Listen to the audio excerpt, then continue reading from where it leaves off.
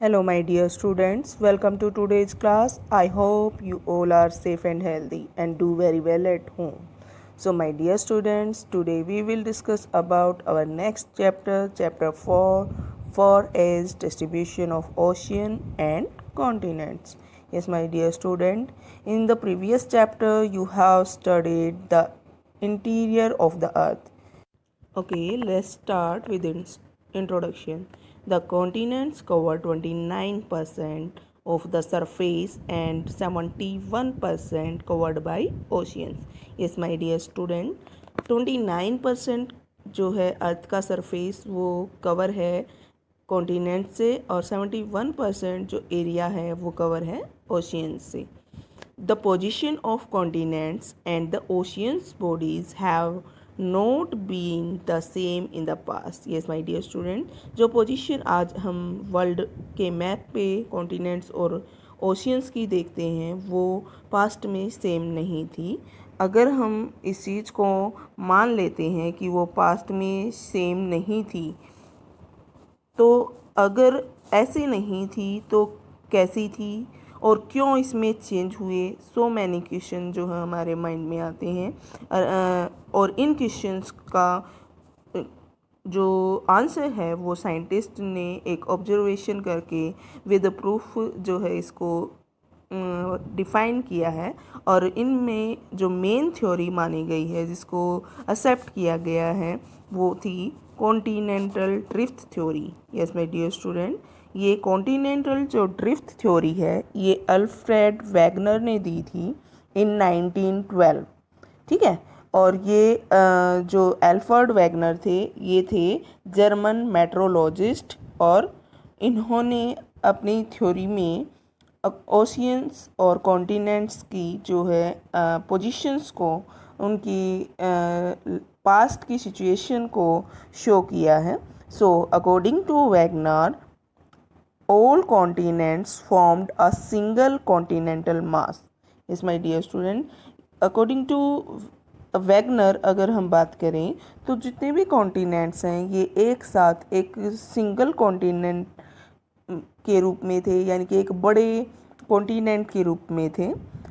Mega ocean और एक बड़ा ocean surrounded by the same, और जो कॉन्टिनेंट का जो पार्ट था उसके चारों तरफ एक बहुत बड़ा ओशियन पार्ट था. The supercontinent was named Pangaea.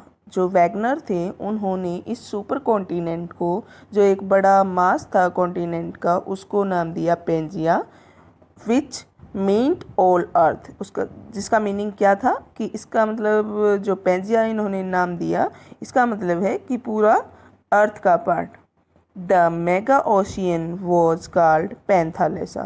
जो उसके चारों तरफ जो सराउंडिंग में जो ओशियनिक पार्ट था उसको नाम दिया पैंथालेसा. ठीक है, और ये इन्होंने कब दी अपनी थ्योरी? 1912 में.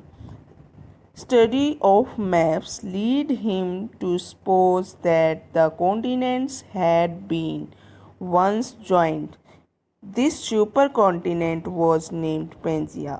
यहाँ पर भी इन्होंने इसी चीज़ को डिफ़ाइन किया है कि यहाँ पर जो मैप के अंदर अगर हम स्टडी करते हैं और सपोज करें कि ये कॉन्टिनेंट्स एक साथ जुड़े हुए हैं तो इसको क्या नाम देंगे हम?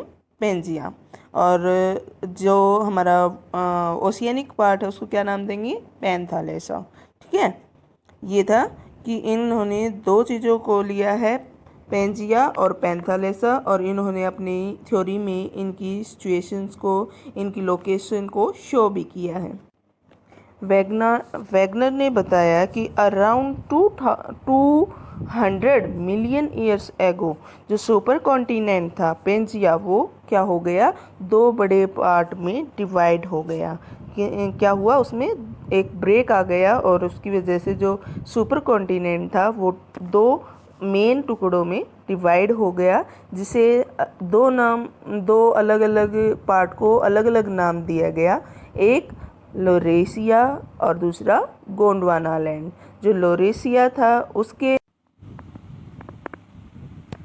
आप यहाँ पर देख सकते हो किस तरह से जो लैंड मास है वो कॉन्टिनेंटल पार्ट टू पार्ट्स में डिवाइड हुआ और धीरे धीरे कैसे उनकी चेन पोजीशन चेंज हुई 100 मिलियन ईयर्स एगो, जो है इसकी पोजीशन कैसे कितनी हो चेंज हुई, 200 मिलियन ईयर्स एगो कैसे चेंज हुआ, अब ये 550 मिलियन ईयर्स एगो की जो पोजीशन थी उसको शो किया गया है।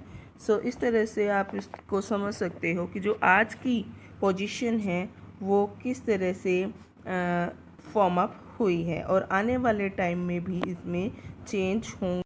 Evidence in spot of the continental drift, जो एल्फ्रेड वेगनर ने जो एविडेंस दी है अपनी थ्योरी को प्रूफ करने के लिए, क्योंकि जब भी कोई साइंटिस्ट कोई थ्योरी देता है, कोई भी किसी भी तरह की थ्योरी होती है तो उस पर क्वेश्चन मार्क लगा दिए जाते हैं बाकी साइंटिस्ट के द्वारा कि आपने किस बेसिस पे कहा, किस तरह से आप इसको प्रूफ कर सकते हो। तो यहाँ पर वैगनर ने जो है कुछ एविडेंस दिए हैं जिससे उन्होंने अपनी थ्योरी को प्रूफ करने की कोशिश की। Apparent fit of the continents, जिसे जिग्सा फिट भी कहते हैं, इसको अगर आप अपनी एनसीईआरटी में देखोगे तो द मैचिंग ऑफ कॉन्टिनेंट्स या जिग्सा फिट के नाम से आपको वहाँ पर मिलेगा। Jigsaw fit means like puzzle, जो कॉन्टिनेंट्स हैं वो आपस में सेट हो सकते हैं। अगर आप उनको सेट करना चाहो एक पजल की तरह, अगर आप वर्ल्ड मैप को देखोगे, थोड़ा सा उनको इमेजिन करोगे कि अगर मैं इन पार्ट्स को एक साथ ले आऊँ तो वो सारे एक दूसरे में फिट हो जाते हैं। तो इन्होंने इस चीज़ को एज अ एविडेंस यूज़ किया कि यहाँ पर जिग्सा फिट की जो है फॉर्मूला वो लागू होता है। The coastline of the continents appear to fit together like pieces of puzzle. Is clear? यानी कि जो पजल के पीसेज होते हैं उनकी तरह यहाँ पर जो कोस्ट लाइन है वो आपस में फिट हो सकती हैं और इसी को जिग्सा फिट भी कहा गया है। सेकंड जो उन्होंने मेन एक एविडेंस दिया वो था फॉसिल कोरिलेशन।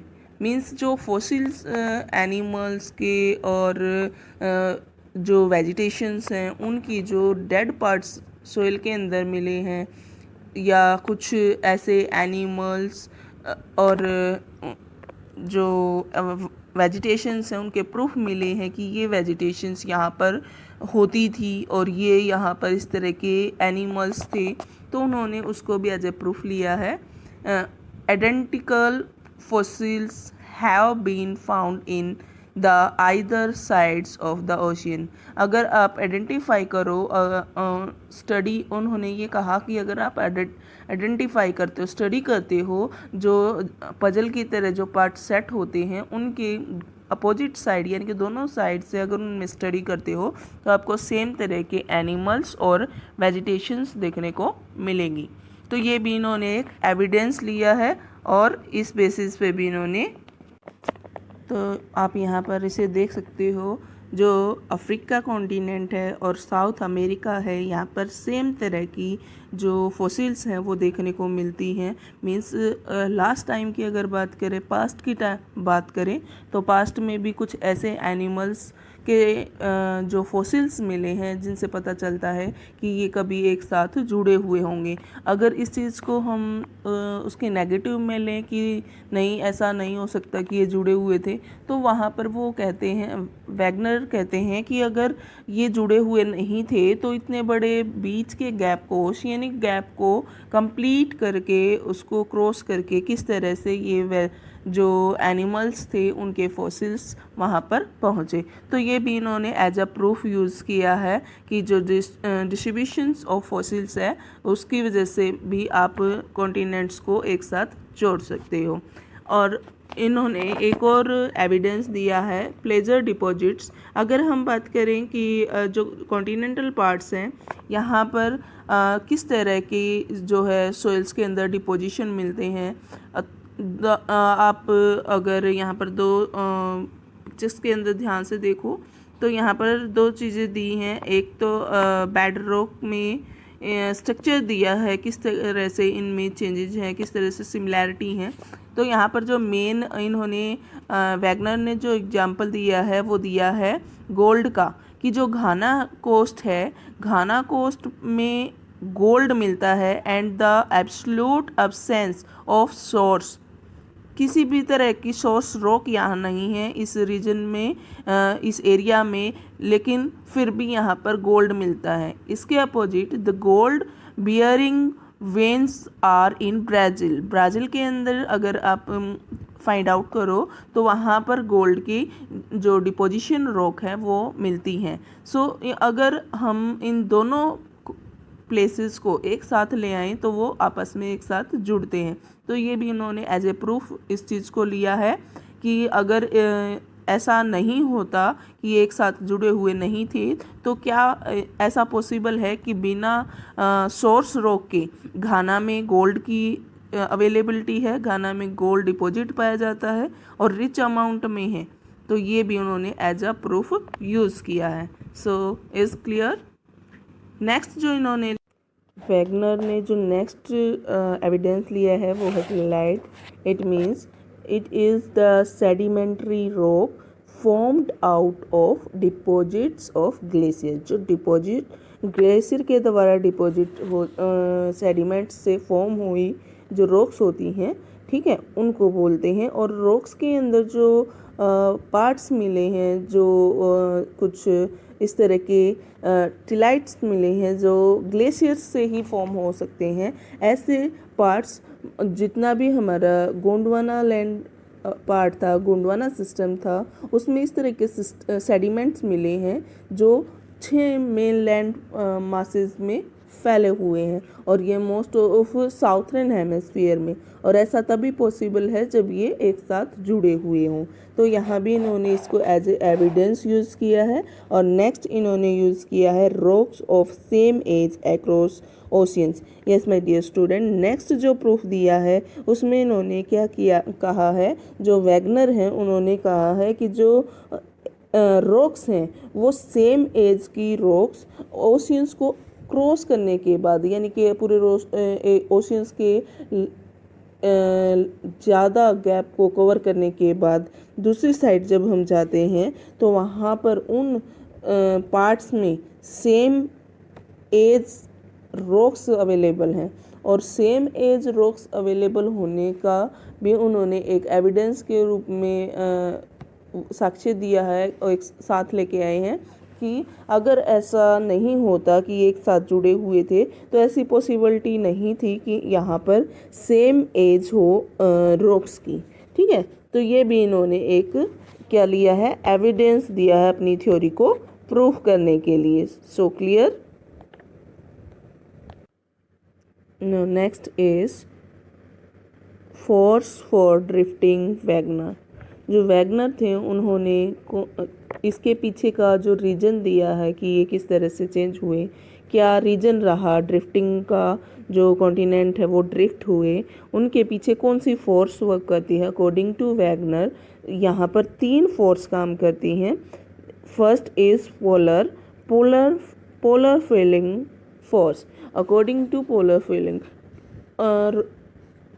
फीलिंग फोर्स जो है वो रिलेट करती है रोटेशन ऑफ द अर्थ की रोटेशन के साथ रिलेट करती है। जैसा कि आप जानते हैं the earth is not a perfect sphere. जो अर्थ है वो परफेक्ट स्फेयर शेप में नहीं है। It has a bulge at the equator पे बल्ग है। This bulge is due to the rotation of the earth. और उन्होंने क्या रीज़न दिया है कि जो अर्थ है वो टोटली स्फायर शेप में नहीं है और ये इक्वेटर पे बल्ग है और इसका रीजन है रोटेशन ऑफ द अर्थ। और जो इन्होंने सेकंड दिया है टाइडल फोर्स, जो according to Wegener the tidal force is due to the attraction of the moon and the sun that develops tide in the oceanic water. जो कि tidal force है वो किस बेसिस पे वर्क करती है, सन और मून के अट्रैक्शन के से जब जो ओशियंस के अंदर जो वाटर है वो टाइड की फॉर्म में अट्रैक्ट होता है, ठीक है।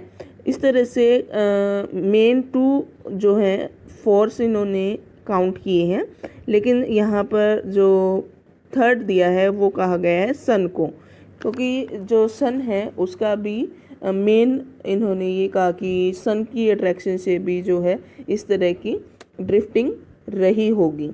However, these fours were considered adequate by most scholar, और इस प्रकार से इनमें से जबकि ये कहा जा सकता है कि बहुत सारे जो स्कॉलर थे, जो साइंटिस्ट थे, उन्होंने इस चीज़ को एक्सेप्ट नहीं किया, लेकिन फिर भी कुछ हद तक इस चीज़ को मान लिया गया कि ऐसा भी हो सकता है, क्योंकि जब किसी चीज़ को के प्रूफ दे दिए जाते हैं तो कुछ न कुछ उसमें एक एक्सेप्टेशन के चांसेस बढ़ जाते हैं। ठीक है, तो ये थी वैगनर की, अल्फ्रेड वैगनर की complete this theory. So I think all are clear. If you have any doubt, you can comment in comment section. Thanks to all and have a good day.